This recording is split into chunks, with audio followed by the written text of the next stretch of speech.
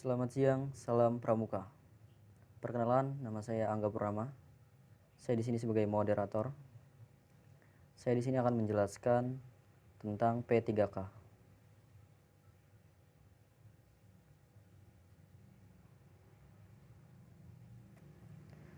Tahukah kamu apa itu PK atau disingkat dengan P3K? Pengertian P3K. PPPK atau bisa disebut First Aid adalah upaya pertolongan dan perawatan sementara terhadap korban kecelakaan sebelum mendapat pertolongan yang lebih sempurna dari dokter atau paramedik.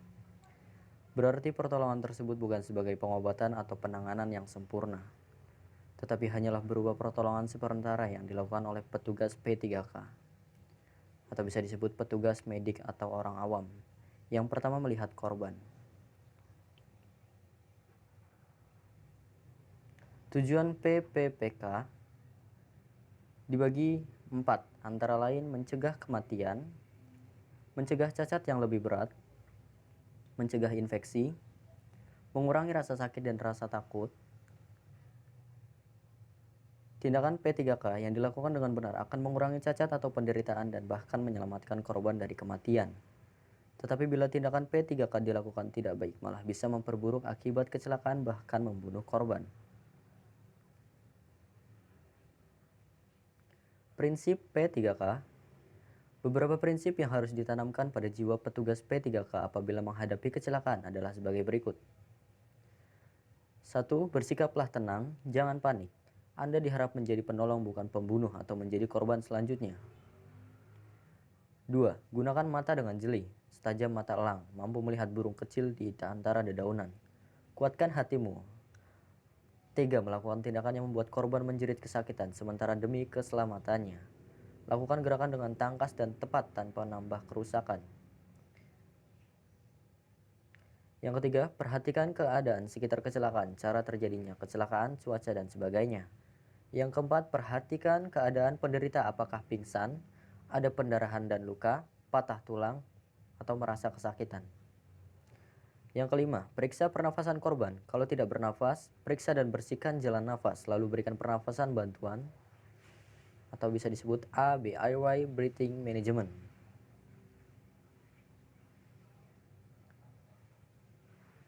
Yang keenam, periksa nadi atau denyut jantung korban. Kalau jantung berhenti, lakukan pijat jantung luar. Kalau ada perdarahan masif, segera hentikan. Yang ketujuh, apakah penderita shock? Kalau shock, cari dan atasi penyebabnya. Yang kedelapan, setelah A, B, dan C stabil, periksa ulang cedera penyebab atau penyerta. Kalau ada faktur patah tulang, lakukan pembidaian pada tulang yang patah. Jangan buru-buru memindahkan atau membawa ke klinik atau rumah sakit sebelum tulang yang patah dibidai. Yang kesembilan, sementara memberikan pertolongan, Anda juga harus menghubungi petugas medis atau rumah sakit rujukan. Setiap menemukan korban yang baru mati dengan tidak sewajarnya tanpa mengetahui penyebab kematian, maka urutan langkah penanganan harus baku menurut urutan A, B, dan C, sesuai kedaulatan penyebab kematian korban. Pertolongan pertama, untuk pasien yang berhenti bernafas. Kalau seseorang tiba-tiba nafasnya berhenti, apapun latar belakangnya, harus segera dilakukan nafas buatan. Cara yang paling praktis dan efisien untuk menyelamatkan nyawa orang tersebut adalah dengan jalan meniupkan nafas ke paru-paru korban. Langkah-langkah pertolongan dengan napas buatan dari mulut ke mulut hidung sebagai berikut. A. Kepala korban diletakkan dengan posisi dagu mendongak ke atas. B. Rahang ditarik sampai mulut terbuka. C. Menolong membuka mulut lebar-lebar dan ditempelkan ke mulut korban rapat-rapat dan pencet hidung atau tutup hidung korban dengan pipi. Atau dapat juga dengan jalan tutup mulut korban rapat-rapat, selanjutnya penolong menempelkan mulutnya ke hidung korban dan meniupnya. D. Tiup mulut atau hidung korban kepada orang dewasa secara teratur dan kuat, ditiupkan 12 kali tiupan pada setiap menit. Anak-anak ditiupkan 20 kali 5 menit.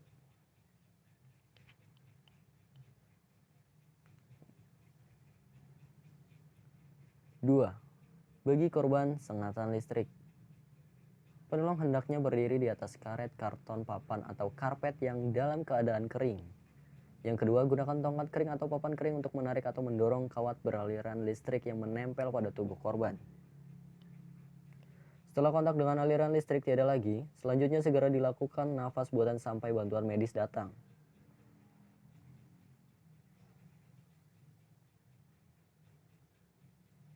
Tiga, bagi pasien yang menderita pendarahan parah, luka hendaknya ditutup kain kasa kompres yang steril. Selanjutnya kain kasa kompres tersebut ditekan kuat-kuat dengan tangan sampai pendarahan berhenti. Untuk menutup luka biasanya juga menggunakan bahan yang bersih lainnya.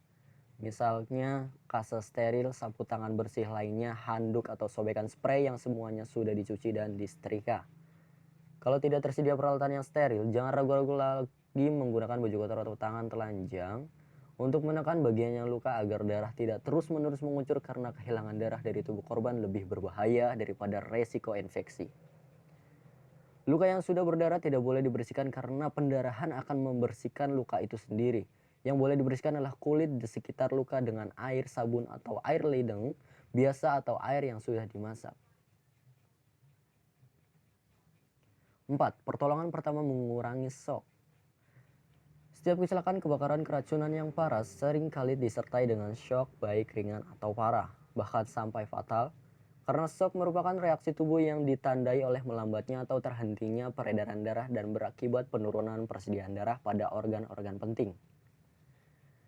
Kedua, tanda-tanda shock yaitu pertama ada denyut nadi cepat tapi lemah, merasa lemas, muka pucat, kulit dingin, keringat dingin di kening dan di telapak tangan. Kadang-kadang pasien menggigil, merasa haus, merasa mual, nafas tidak teratur, tekanan darah sangat rendah. Lalu ada lagi pertolongan pertama mengurangi shock antara lain dilakukan dengan cara menghentikan pendarahan, meniadakan hambatan-hambatan pada saluran nafas, memberi nafas buatan, menyelimuti dan meletakkan penderita pada posisi yang paling menyenangkan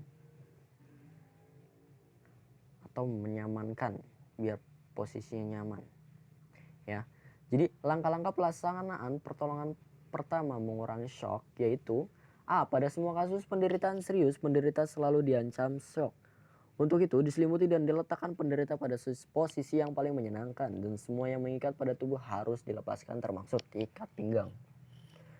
Bila kaki tidak patah, tungkai dapat ditinggikan 30-45 cm di atas kepala. Selimuti pasien dan hindarkan dari lantai serta udara dingin. Usahakan pasien tidak melihat lukanya. Pasien atau penderita yang sadar, tidak muntah, dan tidak mengalami luka di perut dapat diberi larutan shock yang terdiri dari 1 sendok teh garam dapur, setengah sendok teh tepung soda kue, 4-5 gelas air biasa juga ditambah air kelapa, kopi kental, atau teh. Perlakuan pasien dengan lemah lembut sebab rasa nyeri akibat penanganan yang kasar bisa menjerumuskan korban pada shock yang lebih parah. Cepat-cepat panggil dokter. 5. Patah tulang. Fraktur tulang paha bagian atas. Sebelum memasang bidai, usahakan meluruskan tulang seanatomis mungkin. Pasang bidai di luar dari tumit hingga pinggang. Pasang bidai dalam dari tumit hingga selangkangan.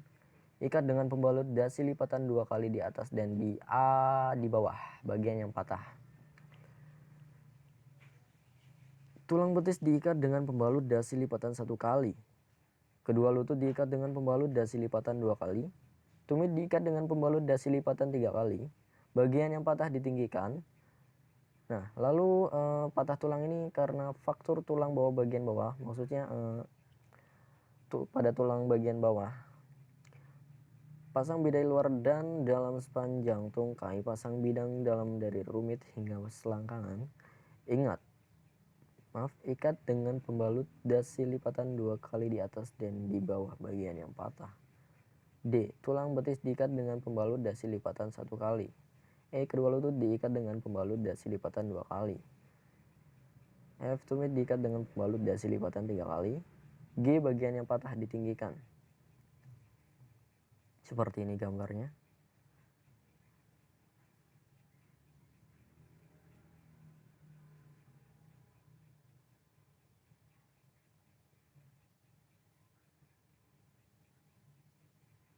Ini adalah contoh pembidaian pembalutan di kepala, pembalutan di bahu, mitela untuk pinggul, mitela untuk kaki dan telapak kaki, mitela untuk menggantungkan lengan yang cedera.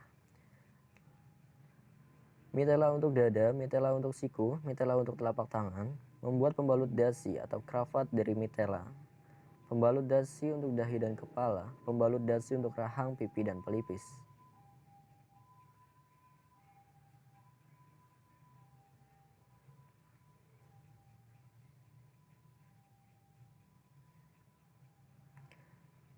Sekian, terima kasih.